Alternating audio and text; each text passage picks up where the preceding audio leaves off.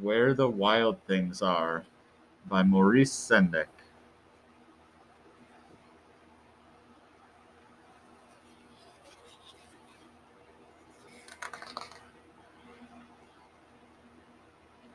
The night Max wore his wolf suit and made mischief of one kind and another.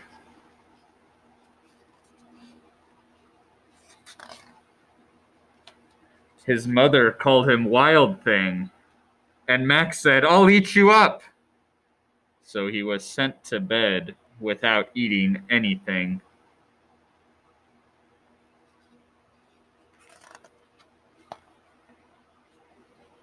That very night, in Max's room, a forest grew.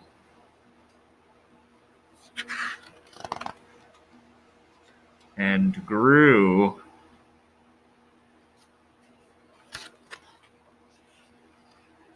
And grew until his ceiling hung with vines, and the walls became the world all around.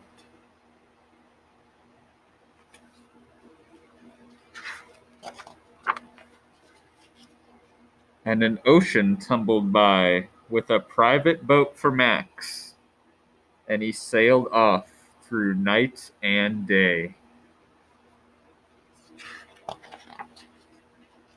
And in and out of weeks, and almost over a year, to where the wild things are.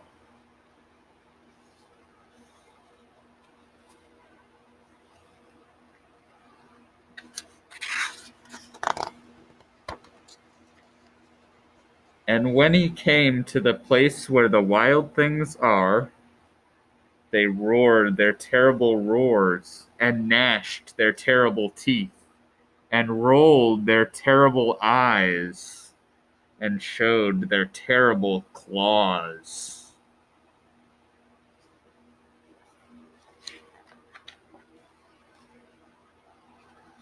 Till Max said, "Be still," and tamed them with the magic trick.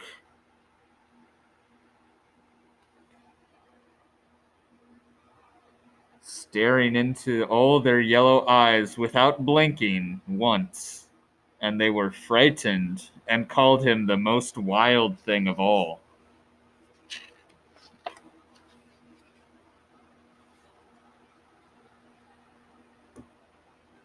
They made him the king of all wild things. And now, cried Max, let the wild rumpus start.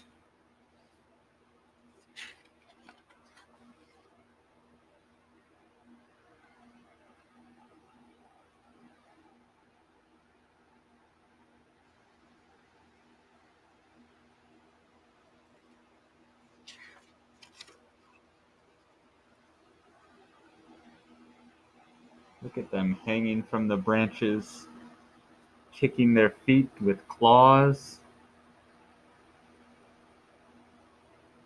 Look at where the wild things are.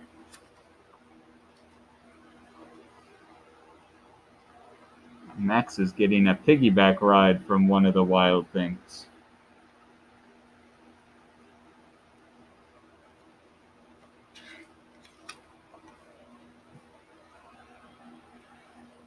Now stop, Max said, and sent the wild things off to bed without their supper. And Max, the king of all wild things, was lonely and wanted to be where someone loved him best of all. Then all around, from far away across the world, he smelled good things to eat. So he gave up being king of where the wild things are.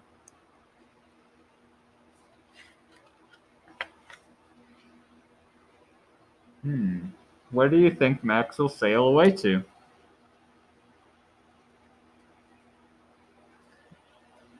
But the wild things cried, "Oh, please don't go. We'll eat you up. We love you so."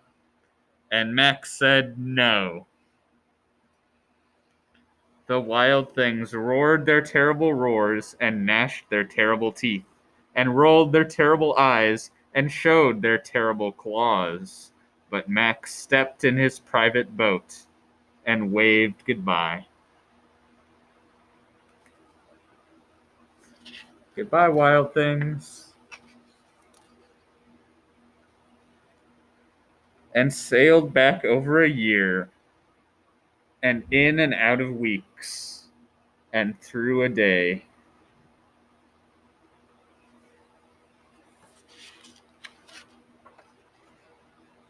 And into the night of his very own room, where he found his supper waiting for him.